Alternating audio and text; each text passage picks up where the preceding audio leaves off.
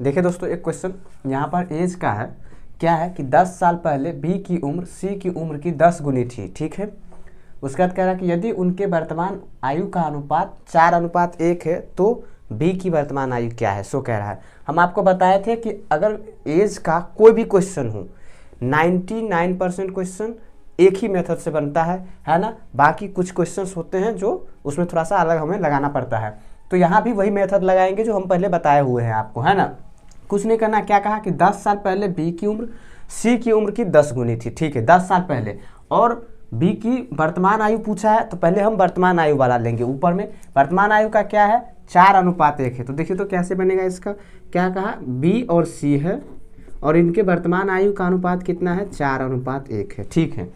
10 साल पहले ये कितना था, 10 गुनी थी, ठीक है। तो 10 गुनी का मतलब क्या होगा, बी की उम्र सी की उम्र की 10 गुनी थी, तो सी अगर 1 होगा तो बी कितना रहा होगा उस टाइम, 10 रहा होगा। अच्छा 10 साल ये पहले का था, तो पहले से और वर्तमान में आएंगे तो कितना का अंतर है, 10 साल का है ना दोनों का आयु के बीच।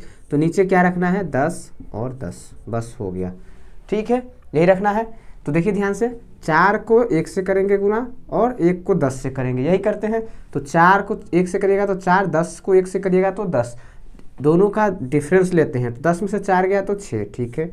और इधर देखिए, अगर हमने कहा था यहाँ अगर सेम होगा तो सिर्फ इन दोनों के डिफरेंस से इसको मल्टीप्लाई कर देंगे। तो इधर कितना आएगा, 9, 9 में से 10 गया तो सॉरी 9 को 10 से करेंगे तो 90, यानी कि 6 यूनिट का वैल्यू कितना आ गया, 90। तो यहाँ से 1 यूनिट का मान कितना आ जाएगा, निकाल लेना है,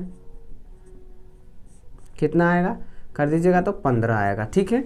अब हमें किसका पूछा है, बी का। और हमने कहा था आपको इसमें सिर्फ ऊपर वाले का ही मान का पता चलता है, इसीलिए हमने वर्तमान आयु को ऊपर रखा है। तो फिर ये बी का कितना है अभी, 4, तो 4 यूनिट का मान कितना हो जाएगा, 15 को 4 से मल्टीप्लाई कर दीजिए, यानी कि 60 साल, यही आंसर हो जाएगा। बी का वर्तमान उम्र अभी कितना होगा, 60 साल, ठीक है दोस्तों, आ गया समझ में, ठीक है। देखिए इसी तरीके का एक अगला क्वेश्चन यहाँ दिया हुआ है। क्या कि 6 वर्ष पहले ए की आयु बी की आयु की 2 गुनी थी, ठीक है। यदि इसके वर्तमान आयु का अनुपात 4:3 है तो बी की वर्तमान आयु क्या है, ठीक है। आप लोगों से बन जाएगा ये क्वेश्चन, उसी टाइप का क्वेश्चन है। आप हमें इस क्वेश्चन का आंसर कॉमेंट बॉक्स में दीजिए कि क्या होगा, ठीक है दोस्तों।